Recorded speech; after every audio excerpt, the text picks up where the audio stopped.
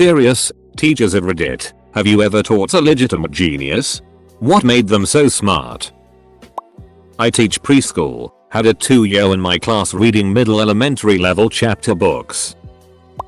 My buddy was a genius as a kid. He could read something and remember it exactly. It was unreal. Smartest dude I ever met as far as every single subject. Went to Harvard after high school and we lost touch. He's a judge now. His memory was so good. I have. The student could learn complex concepts in the span of minutes. Kid once missed an entire unit that I taught over the course of several weeks. I spent 20 minutes with her when she got back, explaining and drawing diagrams, and she got it, and got it better than anyone else in the class had. It was so much fun teaching her. My lab partner for college organic chemistry was a 15-year-old high school freshman. He was taking it for fun since he had to wait for sophomore year for high school chemistry. He was the smartest student in the class, aced every test, perfect score on all homework, but was pretty clumsy in the lab. Gave me lots of laughs during our shared lunch hour. He used my cell phone every day to call his mom to pick him up at 5 p.m. When I was in high school, there was a kid 1 grade older than me who was the smartest kid I knew at the time. Very bright, kind person, an excellent mathematician. He would regularly get perfect scores on tests and studied some advanced topics outside of class. He went on to study physics at MIT. My high school was right next to an elementary school. One day, these parents hired this smart kid to tutor their 7-year-old child in math. And when I say tutor him in math, I mean teach him calculus. I would walk by a math classroom after school and see this 18-year-old drawing gradients on paraboloids, so early vector calculus stuff, and lecturing a 7-year-old. The older kid said once that that kid's brain has many more clock cycles than mine.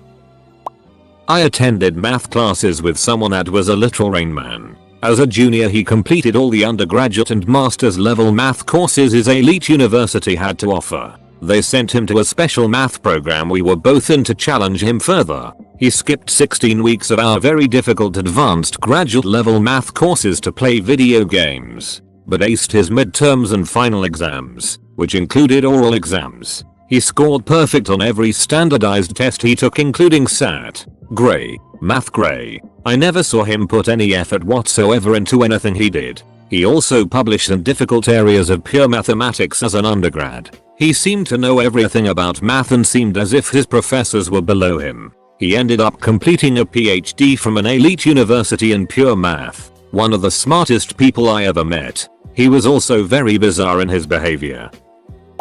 I've taught for 12 years, all math, algebra 1 AP calculus, robotics, engineering math, and computer science, all high school grades. In that time, I have taught a lot of really smart kids. I have met a lot of really smart kids. I am not sure just how you are qualifying genius, but I am reading it to mean the truly exceptional student who displays intelligence in a way that outshines average best students. To that extent, I would estimate that I have taught about 5 such individuals. What these kids all have in common is that everything came naturally to them, almost like it was intuition. Tons of smart kids will get bored and actually do poorly in class. They don't do their easy class work. But usually the genius kids have a thirst for knowledge. They are inquisitive and motivated to find answers. As for what makes them so smart, I would say that their lucky genetics plus an internal motivation to learn is what made them so smart. I will end by saying that I think anyone can be smart with enough hard work.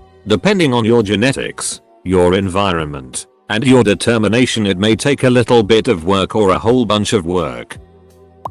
He won a silver medal at the International Math Olympiad. I once taught a 4-year-old Chinese kid who really enjoyed talking about the collapse of Yugoslavia. Yes, the ability to identify complex patterns, apply unrelated knowledge to make sense of another subject, generalizing specific concepts really quickly. He was not only a genius, but a prodigy. My former piano organ student now has a DMA, Doctor of Musical Arts, and is in demand for solo performances as well as concertos with orchestra. He did all the work. I just taught him.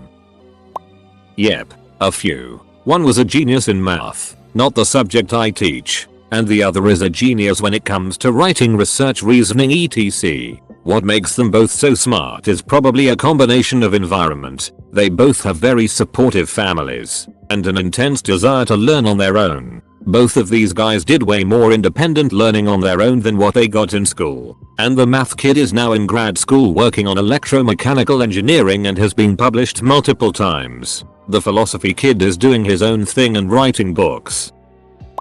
My one favorite history professor in college told me about a kid named Gabe. Gabe wasn't great with math, wasn't great with science, but this kid could create a complex map of history in his mind to be able to explain a situation in history from multiple historical standpoints. An example was when he was in my professor's Nazi Germany course and my professor was talking about Hitler's takeover in a general sense. Quick overview of the course type stuff, my professor learning what people do and don't know to shape the course a little. And one questioned how they let Hitler be elected considering Hitler's jail sentence and Mein Kampf. Gabe apparently cited 4 or so different sources of German people at the time as well as examples of sympathizers in other countries after the Nazi takeover to explain Hitler's zeal and demagogue capabilities. My professor still uses the sources Gabe cited because he wasn't even read on them. Okay, I'm going to shamelessly brag about this kid. For the record, I teach high school Spanish. We'll call the kid Jason because that's nothing like his real name and I don't wanna break FERPA. Jason played basketball and soccer. He was in art club and beta club and National Honor Society. He was even the valedictorian. Jason basically taught himself Spanish 1, and by the time he got to my Spanish 2 class, had vastly surpassed his classmates. He asked great questions and even caused me to learn quite a few things about the subject. His Spanish was ducking impeccable. He never made even a single B in my class. When we played games, his team always won. He studied hard, he was focused, and he was so ducking affable. And he was like this in every ducking class, including the AP classes. He went on to the best college in the state. Full ride. He's done study abroad in several countries. And he's been recognized several times in the school's magazine. And not a single person has a negative thing to say about him. He's so genuine and good. He's a serious, preppy white boy that gets along with everyone. The athletes, the nerds, the goth emo kids. He can even freestyle. I've gotten off track with the question, but he just makes me so proud. Jason is a ducking genius. 5th grade teacher here. I had a student who was absolutely a genius. I was teaching him 6, 7, 8th grade math and science. I found what challenges him most was my style of teaching, which required a lot of collaboration and socialization. I hope I helped him grow his strengths and weaknesses that year. Side note, I'll never forget on the 20th of April he walked into my room and said, "Hey, it's 4/20" and gave me this sly smile, ha. Kid came to Australia at 15 from Somali. Never went to school in Somali. Both parents dead. He walked his 2 younger siblings out of Somali to Ethiopia using a map he found. Then he came to Australia and entered into school. Picked up English and math so fluently he was able to graduate high school in 4 years. He's doing computer science at uni now. If that kid had grown up in Australia, he'd be on the news for being in uni at 12. Edit. He wasn't literate or numerate when he arrived in Australia. I was never a teacher, but I worked with a person that was absolutely brilliant. I have no doubt he had a seriously high IQ. He and I were software developers at the time. I've been in IT for over 20 years, had lots of jobs, and worked with lots of smart people. I have never met anyone even close to as smart as he was. My theory on what made him so smart is that he had a photographic memory. He would read something once and never forget it. We don't work together anymore but are still friends, and whenever we talk his memory never ceases to amaze me. Not just IT stuff but everything. World events, dates of things, people's names, you name it. Unquestionably a musician I've worked with is on the genius spectrum. Only one example being, we were playing a movement from John Williams' 5 Sacred Trees Concerto for Bassoon. It's actually quite modernist and not at all repetitive or popular sounding. Well, he left his percussion part at home and the show was starting in the next hour, without skipping a beat. Upon realizing he didn't have the auxiliary percussion part, which contains many different instruments all on one page, He pulled out his manuscript paper and wrote, from memory without consulting other parts or the score, his part perfectly. All different instruments, many time changes, measures of rest etc. Genius indeed, and this is only one instance.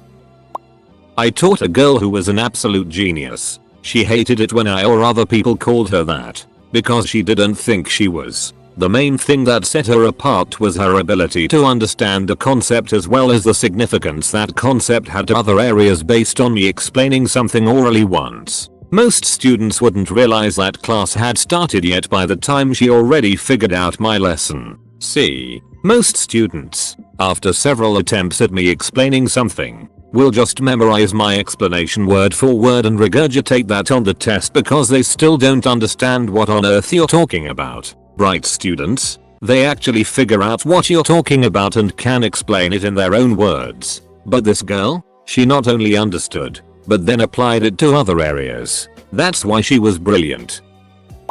I'm a substitute teacher and I went to cover a middle school math class. There was one very shy kind of awkward kid who was working on an assignment involving square roots. Without using a calculator, that kid was coming up with answers left and right. I thought I was some kind of joke or prank, but for the heck of it I took out my phone's calculator and asked him to multiply different 3 and 4 digit numbers. Without batting an eyelash, this kid would give me the answers almost as quickly as I could ask the question. A few occasions he had to recalculate things in his head once or twice, but it was scary how quickly the answers came. I asked him what it was like and he said that it was like having a tiny room inside his head filled with whiteboards. You can go inside this room to work on calculations. To this day I have not met another kid like that.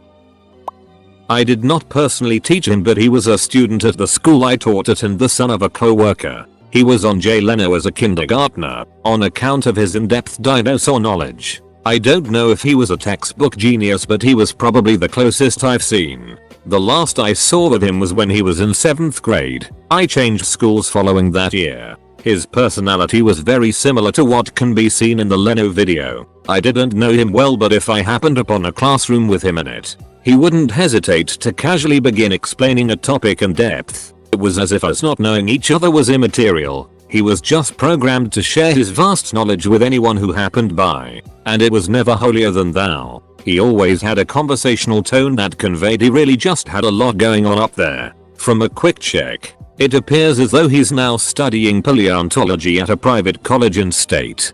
Good to see. All of the comments of "I am one of those people" are obnoxious. Probably genetics and hard work. Anyway, I would introduce 2 loosely related topics and she would fill in the gaps on how they were connected with having little background. She somehow just was able to pull things together and build a story. Not a real story. I'm talking like an experimental procedure in chemistry. Barely had to explain and walk her through what she needs, and what needs to be considered for the experiment to work, etc.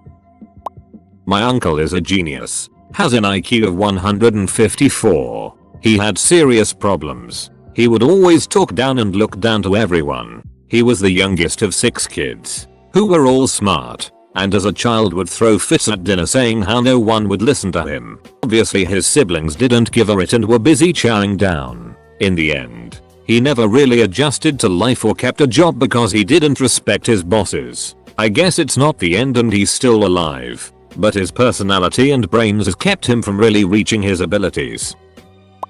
I'm a preschool teacher, so I can't accurately judge a genius or not. My students range from 3-5, but I did have one student that stood out. He was a peer, not special ed, not on an IEP, and he was one of our younger students, 4. We would often let kids have some supervised computer time playing on a site with lots of letter games, math games, etc. for all grades. This kid taught himself how to tell time, addition, subtraction, multiplication, and start a division at the end of our school year. He had little to no help with the work. If he couldn't figure something out on his own, he'd ask for help once and then be perfectly fine continuing on his own. He's going on to kindergarten now and I'm so excited to see where he goes in life.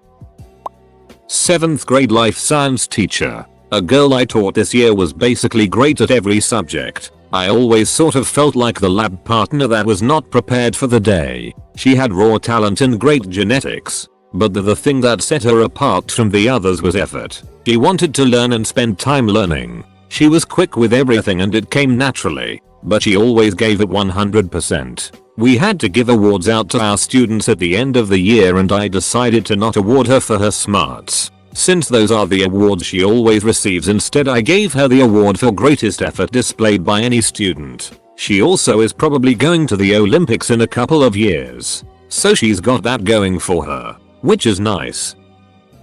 When I was in my last year of high school we were expected to help 2 times a week in a first year class. For the countries high school is about ages 12-18 in the UK. I helped in the computing class. Most of it was login here, open the internet, here's how you open paint, blah blah. One girl however wasn't doing the stuff the others were doing. I looked over her shoulder and she was coding. She was writing code well beyond even final year high school level, and that meant she was beyond what I could even do at the time. Remember, she was just 12 at the time. I asked her about it and apparently her dad was a programmer and he'd showed her the basics and that she thought it was really easy. Kinda humbling when you're 18 and a 12-year-old is better than you at something you thought you were good at.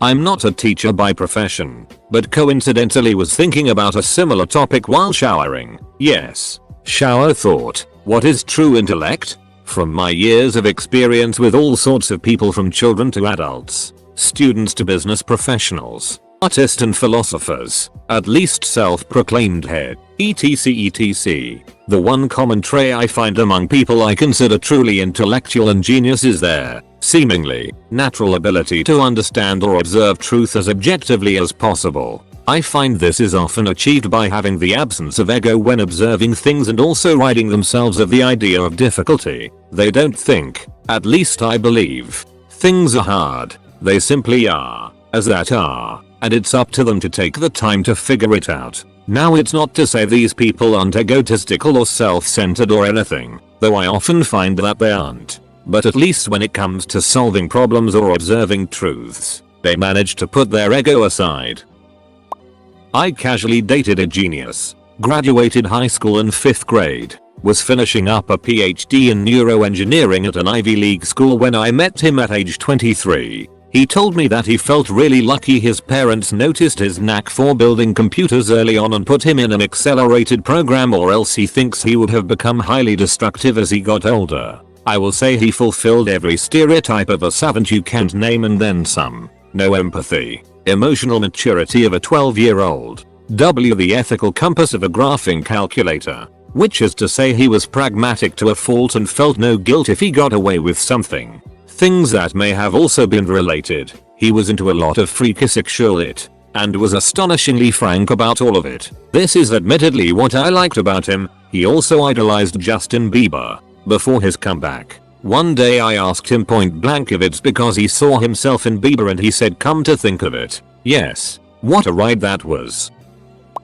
In high school my good friend was a genius and it annoyed the out of the teachers. He would sit and annoy his friends or build stuff out of things he could find out of the classroom. If he was paying attention he would interject with in-depth analysis and not quite relevant questions to sidetrack the teachers or straight up correct them and end up in debates. He also never did any homework. He calculated out the exact amount he needed to pass and found out he could pass by only doing his tests, which he always got 100% on, but had no interest in doing work. He got banned from playing pre-test studying games because he would always win and was used as the question maker for a while until he made the questions so incredibly specific and impossible to answer he got switched to the judge. He was also an all-around really cool person, smart, cute, personable and popular, and great at sports, but he was by far the smartest person in our grade and probably the school, and graduated with a 65% average because he just did not